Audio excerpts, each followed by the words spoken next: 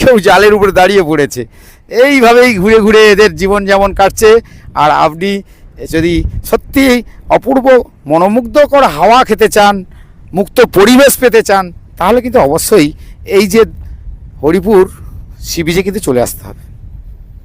কারণ ভিডিওটা আপনাদের এই জন্যই আমি কষ্ট করে করছি, আপনাদের এই জন্যই দেখাচ্ছি যে এত ভালো জায়গা যেখানে না এলে আপনার সত্যিই ভালো, মানে মনটা যেন কেমন হয়ে যাবে, যে এখানে এলে মনটা আলাদা জগতে চলে যাবে। মানে আপনি পরিবেশের সঙ্গে, প্রত্যেকটা জায়গার একটা করে পরিবেশ আছে।